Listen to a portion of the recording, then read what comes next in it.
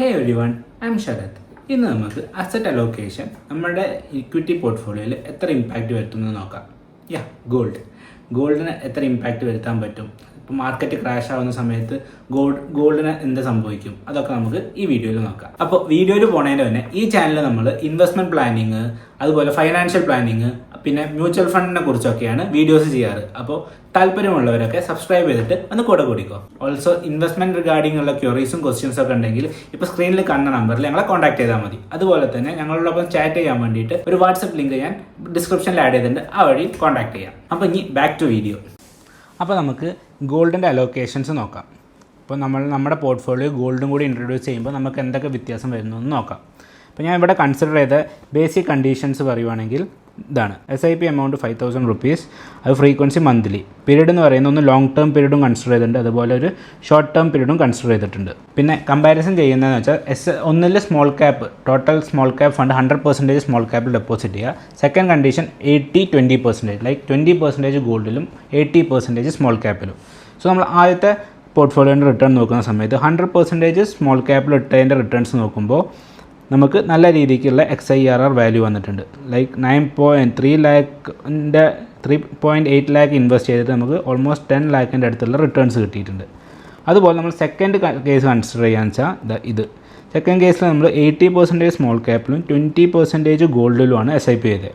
അപ്പോൾ അങ്ങനെ ചെയ്യുമ്പോൾ നമ്മുടെ ഇൻവെസ്റ്റ്മെൻറ്റ് എമൗണ്ടിനെക്കാട്ടിലും ലൈക്ക് 3 ലാഖും 76,000 നമ്മൾ ഇൻവെസ്റ്റ് ചെയ്തത്. അപ്പോൾ ആ എമൗണ്ട് വെച്ച് കാൽക്കുലേറ്റ് ചെയ്ത് വെച്ച് നോക്കുമ്പോൾ നമുക്ക് കിട്ടിയത് 28.4% മുകളിൽ വരെ കിട്ടിയിട്ടുണ്ട്. അപ്പോൾ രണ്ടിൻ്റെയും ഡിഫറൻസ് നോക്കുമ്പോൾ ആകെ 2% XIRR ഡിഫറൻസേ വന്നിട്ടുള്ളൂ.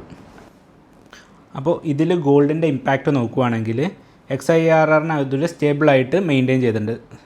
XIRR കുറച്ച് കുറവാണെങ്കിലും ഒരു സ്റ്റെബിലിറ്റി മെയിൻറ്റെയിൻ ചെയ്തിട്ടുണ്ട് ഇൻക്രീസ് ആയപ്പോൾ തന്നെ.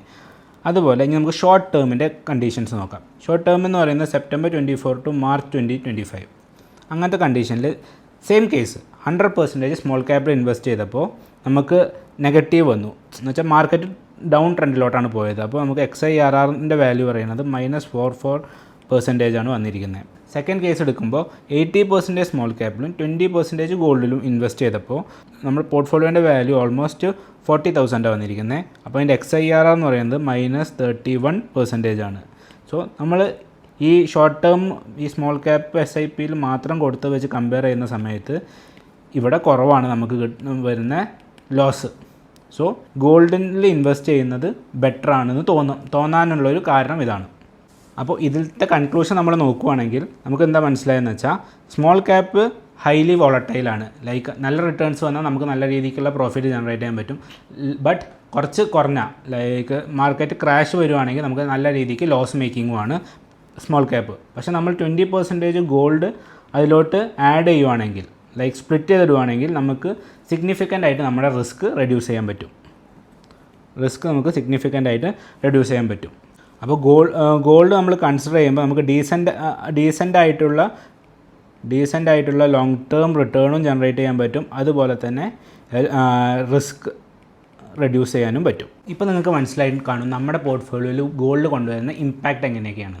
സോ ഇനി നമ്മൾ എവിടെ ഇൻവെസ്റ്റ് ചെയ്യണം എന്നുള്ളത് നോക്കാം. ഇപ്പോൾ ഞാൻ ഇവിടെ കൺസിഡർ ചെയ്തിരിക്കുന്നത് 5 ETFs ആണ്. അതിൽ 3 പ്രോപ്പർ ഗോൾഡും 2 ഗോൾഡ് പ്ലസ് സിൽവറും ഇപ്പോൾ നമുക്ക് ഇൻവെസ്റ്റ് ചെയ്യാൻ പറ്റിയ ഒരു അസറ്റാണ്. Like for the future silver is good. അപ്പോൾ അതിനെക്കുറിച്ച് നമുക്ക് നോക്കാം. അപ്പോൾ നമുക്ക് ഇനി ഞാൻ ഇവിടെ കൺസിഡർ ചെയ്ത 5 ഫണ്ട്സ് ഏതൊക്കെയാണെന്ന് നോക്കാം. അതിനെ കമ്പാരിസൺ ചെയ്ത് നോക്കാം. സോ ഞാൻ ഇവിടെ എടുത്ത ഫണ്ട്സ് ഏതൊക്കെയാണെന്ന് വെച്ചാൽ ഒന്ന് ഗോൾഡ് ETF, HDFCൻ്റെ ഗോൾഡ് ETF ഫണ്ട്, പിന്നെ നിപ്പോൺ ഇന്ത്യൻ്റെ ഗോൾഡ് ഫണ്ട്സ്, SBIൻ്റെ ഗോൾഡ് ഫണ്ട്സ്, പിന്നെ എൽവൈസ് ഗോൾഡ് ആൻഡ് സിൽവറും മോട്ടിലാൽ ഗോൾഡ് ആൻഡ് സിൽവറും. ഈ 2 ഗോൾഡും സിൽവറും, ബാക്കിയെല്ലാം ഗോൾഡ് ഫണ്ട്സാണ്. സോ ഗോൾഡ് ഫണ്ട്സ് എല്ലാം വന്നത് 2011 മാർക്കറ്റിലോട്ട്. ബട്ട് ഈ 2 ഗോൾഡ് ആൻഡ് സിൽവർ ഫണ്ട്സൊക്കെ ഫ്രഷാണ്. 2022 മാർക്കറ്റിലോട്ട് ഇറങ്ങിയിരിക്കുന്നത്. പിന്നെ അതിൻ്റെ AUMs ഇൻ ക്രോർസ് ആണ് നിങ്ങളിവിടെ കാണുന്നത്. 3.5, 2.7, 3.5, പിന്നെ 300, 200 സംതിങ്സ്. പിന്നെ ഇവരുടെ റിസ്ക് നോക്കുന്ന സമയത്ത്, റിസ്ക് മീറ്റർ നോക്കുന്ന സമയത്ത് ഗോൾഡ് ETFസിനൊക്കെ ഹൈയും ഗോൾഡ് ആൻഡ് സിൽവറിന് വെരി ഹൈ ആണ്. കണ്ടോ, ഗോൾഡിൻ്റെ ഫണ്ട്സിന് ഹൈ എന്ന് കൊടുക്കുന്ന സെബിൻ്റെ റൂൾസ് പ്രകാരം അതങ്ങനെ ഹൈ ആയിട്ടാണ്, ഹൈ റിസ്ക്കിലാണ് അവർ കൺസിഡർ ചെയ്തിരിക്കുന്നത്. പിന്നെ താഴോട്ട് വരുമ്പോൾ നമുക്ക് ഇതിൻ്റെ എക്സിറ്റ് ലോഡ്സ് കാണാൻ പറ്റും. സോ HDFCൻ്റെയും നിപ്പോണിൻ്റെയും SBIൻ്റെയും എക്സിറ്റ് ലോഡ്സ് ഓൾമോസ്റ്റ് സെയിം ആണ്, 1% ഫോർ ഫസ്റ്റ് 15 days. അതുപോലെ LVSൻ്റെയും മോട്ടിലാലിൻ്റെയും നിങ്ങൾക്ക് ഇവിടെ കാണാൻ പറ്റും. പിന്നെ അതിൻ്റെ താഴോട്ട് വരുമ്പോഴാണ് ഇവരുടെ റിട്ടേൺസ് ഒക്കെ കാണിക്കുന്നത്. ഇനി ഇവിടെ ഇപ്പോൾ കാണുന്നതൊക്കെയാണ് ഈ ഫണ്ട്സിൻ്റെ റിട്ടേൺ റേഷ്യോസൊക്കെ, റിട്ടേൺ പെർസെൻറ്റേജസൊക്കെ. അത് നിങ്ങൾക്ക് വേണമെങ്കിൽ നോക്കാം. അത് പിന്നെ ഞാൻ കുറച്ച് കഴിഞ്ഞിട്ട് എക്സ്പ്ലെയിൻ ചെയ്ത് തരാം. പിന്നെ അടുത്താണ് റിസ്ക് റേഷ്യോസ് നോക്കുക എന്ന സമയത്ത് സ്റ്റാൻഡേർഡ് ഡീവിയേഷൻ, മീൻ, ആൽഫ, ബീറ്റ ഒക്കെ ഇമ്പോർട്ടൻറ്റ് ഫാക്ടേഴ്സാണ്. അപ്പോൾ നിങ്ങൾക്കൊന്ന് പോസ് ചെയ്തിട്ട് ഇതിൻ്റെ സ്റ്റാൻഡേർഡ് വാല്യൂ വെച്ചിട്ടൊന്ന് കമ്പയർ ചെയ്ത് നോക്കാം. ഇനി നമുക്ക് ഈ ഫണ്ട്സിലൊക്കെ ഇൻവെസ്റ്റ് ചെയ്തിട്ട് എത്ര റിട്ടേൺസ് ജനറേറ്റ് ചെയ്യാൻ പറ്റിയെന്ന് നോക്കാം. സോ ഞാൻ ഇവിടെ കൺസിഡർ ചെയ്യുന്ന SIP പറയുന്നത് 5,000 rupees പെർ മന്തിൻ്റെ SIP ആണ്.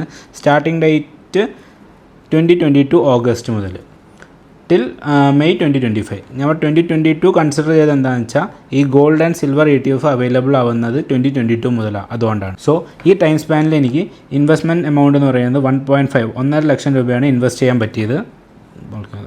താഴെ ഓസ്വോളും കാണാം.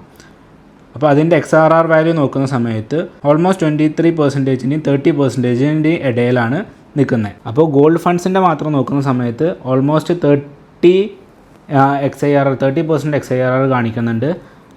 ഗോൾഡ് ആൻഡ് സിൽവറിൻ്റെ നോക്കുന്ന സമയത്ത് 22%-യും 25%-ൻ്റെയും ഇടയിലാണ് കാണിക്കുന്നത്.